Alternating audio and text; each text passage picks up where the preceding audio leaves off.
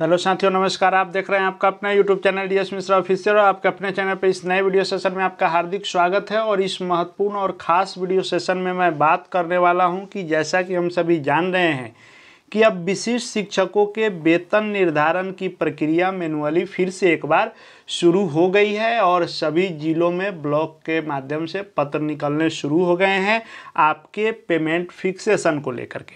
लेकिन विशिष्ट शिक्षकों के पेमेंट फिक्सेशन को लेकर के खास करके जो आपका यह 19 और 20 नंबर कॉलम है, जो स्थानीय निकाय शिक्षक के रूप में मूल वेतन और विशिष्ट शिक्षक के रूप में मूल वेतन, इसमें मूल वेतन को लेकर के एक भ्रम जाल फैलाया जा रहा है और गजब का दिग्भ्रमित किया जा रहा है विशिष्ट शिक्षकों को।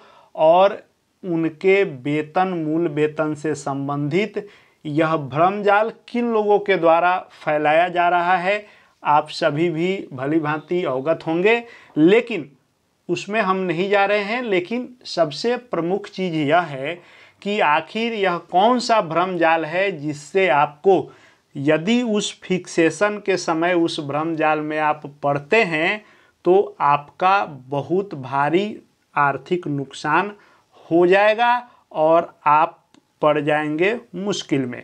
उसके संदर्भ में वीडियो में बात करूंगा। वीडियो आपके लिए महत्वपूर्ण होगा, अंत तक मेरे साथ बने रहेंगे। सभी चीज़ों को हम लोग एक एक करके जानेंगे, समझेंगे।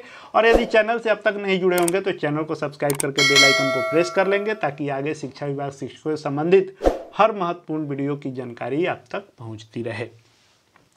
तो इस फॉर्मेट में जो 19 या 20 या किसी ज़िले में या 20-21 हो, जो भी हो, लेकिन जहां ये दोनों कॉलम हो, जहां स्थानीय निकाय शिक्षक के रूप में विशिष्ट शिक्षक के योगदान के तिथि के दिन आपका लेबल क्या था, इंडेक्स क्या था और मूल वेतन क्या था। फिर जब आप विशिष्ट शिक्षक के रूप में योगदान कर लिए तो विशिष्ट शिक्षक का जो फिटमेंट मैट्रिक्स है उसके अनुसार आपका उस दिन लेबल क्या है, इंडेक्स क्या है और मूल वेतन क्या है। इसमें क्या भ्रम जाल है, आइए पहले हम लोग उसको समझ लेते हैं। अब मेरे द्वारा जो कई सारे वीडियो लाए गए हैं सभी प्लेलिस्ट में उपलब्ध हैं आपके फिक्सेशन से संबंधित, आप जा कर के देख सकते हैं, सब आपके काम के हैं। जैसे ये मैंने लाया था कि ईयर वाइज मैंने लाया था कि मूल वेतन दिसंबर 2024 में आपका कितना था, तो मूल वेतन जनवरी 2025 में क्या होगा और विशिष्ट शिक्षक के रूप में आपका मूल वेतन क्या होगा। फिर मैंने आपको यह जो है सभी लोगों का कंबाइंड था, फिर 1 to 5 के लिए यह मैंने अलग लाया था। इसमें भी 1 to 5 का मैंने शुरू से 2003 से 2022 तक के शिक्षकों का जो बताया कि मूल वेतन दिसंबर वाला, जनवरी वाला नियोजित के रूप में ही, और तब विशिष्ट शिक्षक का मूल वेतन। फिर वैसे ही मैंने 6 to 8 का भी बताया और 9, 10 इत्यादि का भी बताया। मेन चीज़ ये था कि मैंने इसमें ये बातें बताई कि कैसे लेबल क्या होगा, इंडेक्स क्या होगा और मूल वेतन क्या होगा। सभी का अलग अलग वीडियो उपलब्ध है। लेकिन मेन फैक्टर पर हम आ रहे हैं, ये जो आप देख रहे हैं यह फिक्सेशन किया हुआ फॉर्मेट है और ऐसा ही फिक्सेशन सभी जिलों में शुरू हो गया है। अब इस फिक्सेशन वाला पर आइए हम लोग समझते हैं कि क्या भ्रम जाल फैलाया जा रहा है। अब यहाँ आप 20 नंबर कॉलम को देखेंगे, जो मैंने कहा कि कहीं 19 होगा कहीं 20 होगा, उससे नहीं मतलब है, मेन बात पर मतलब है कि क्या है। तो जैसे ये मान लीजिए सक्षमता 1 के शिक्षक हैं और इन्होंने योगदान किया है 1/1/2025 को, तो इनका जो पूछ रहा है कि स्थानीय निकाय शिक्षक के रूप में विशिष्ट शिक्षक के योगदान के तिथि के दिन आपका मूल वेतन और लेबल इंडेक्स क्या था।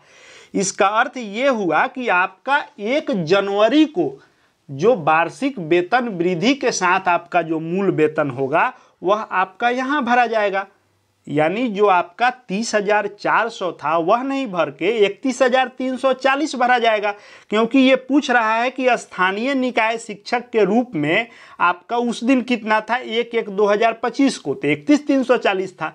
और इसी 31,340 को जब 21 नंबर कॉलम में पूछ रहा है कि आप 1 तारीख को जब विशिष्ट शिक्षक के रूप में योगदान कर लिए तो जो विशिष्ट का फिटमेंट मैट्रिक्स अनुलग्नक क है, जो चार्ट है, कई बार हम लोगों ने देखा भी है, उसमें इसको फिट बैठाना है। तो 31,340 के जस्ट ऊपर जो होगा यानी 31,670 पर आपका फिक्सेशन होगा। यही मैंने हर वीडियो में भी बताया है आपको।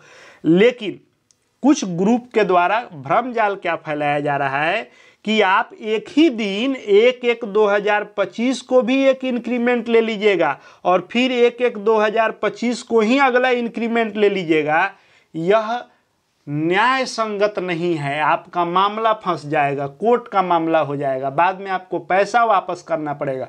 इस तरह से कई सारे भ्रम फैलाए जा रहे हैं और कई सारे साथियों के फ़ोन कॉल भी आए हैं कि सर इस पर क्या है, क्या सही में आगे चलकर कोई दिक्कत आएगी?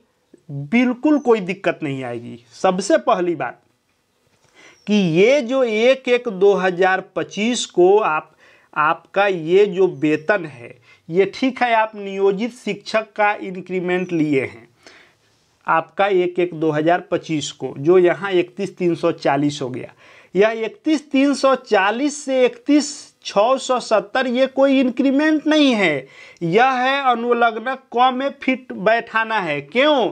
क्योंकि आपके विशिष्ट शिक्षक नियमावली 2023 कहता है कि आपको पे प्रोटेक्शन का बेनिफिट दिया जा रहा है, यानी आपको वेतन संरक्षण का लाभ दिया गया है कि जो यह 31,340 आपका उस दिन बना, यानी नियोजित के रूप में जो आपका अंतिम 1 तारीख को 31,340 रुपया बना, इससे कम किसी भी कंडीशन में नहीं हो सकता है। वेतन संरक्षण का लाभ तो वही है।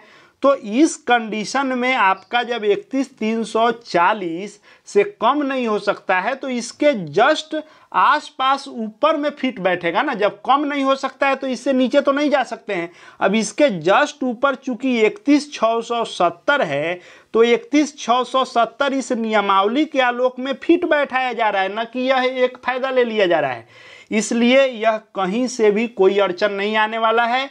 आप निश्चित रूप से जो भी नियोजित शिक्षक साथी अपना फिक्सेशन कराएंगे वे नियोजित का एक इंक्रीमेंट जरूर ले लेंगे और यहाँ 20वें कॉलम में जो नियोजित के रूप में अंतिम पूछेगा वह एक इंक्रीमेंट के साथ लिखेंगे और यहाँ जो लिखेंगे वह उसके जस्ट ऊपर वाला लिखेंगे। और इसमें किसी प्रकार के भ्रम जाल में नहीं फंसना है कि यह नियम अनुकूल नहीं है, आप गलत कर रहे हैं, आगे चल के आपको जो है नोटिस आएगा, विभाग आपके ऊपर कुछ नहीं होगा। ये आपको नियमानुकूल है। और आपके फिक्सेशन का भी जो पत्र निकला है, पिछला पत्र जो आप देखे होइएगा निदेशक साहब का, उसमें भी लिखा हुआ है कि वेतन संरक्षण का लाभ, आपके नियमावली में भी है वेतन संरक्षण का लाभ।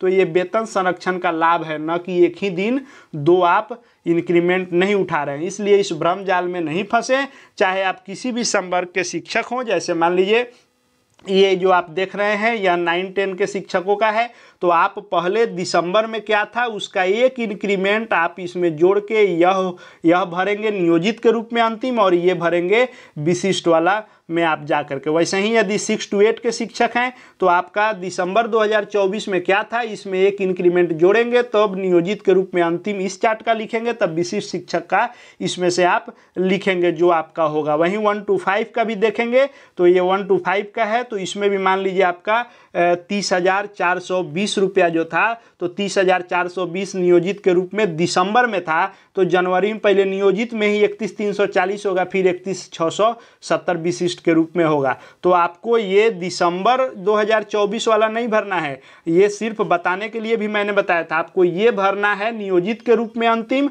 और विशिष्ट के रूप में इसको भरना है। किसी प्रकार के कोई भ्रम जाल में नहीं पड़ना है। आशा है वीडियो आपके लिए लाभकारी होगा। अधिक से अधिक लाइक शेयर करेंगे ताकि शिक्षकों को जो यह भ्रम है वह दूर हो सके, और चैनल से जरूर जुड़ जाएंगे। चैनल को सब्सक्राइब करके बेल आइकन को प्रेस कर लेंगे। साथ ही साथ हमारे Telegram channel DS Mishra official से भी जुड़ जाएंगे ताकि शिक्षा विभाग के हर अपडेट आपको वहाँ मिलते रहे। इस वीडियो को देखने के लिए आपका बहुत बहुत धन्यवाद।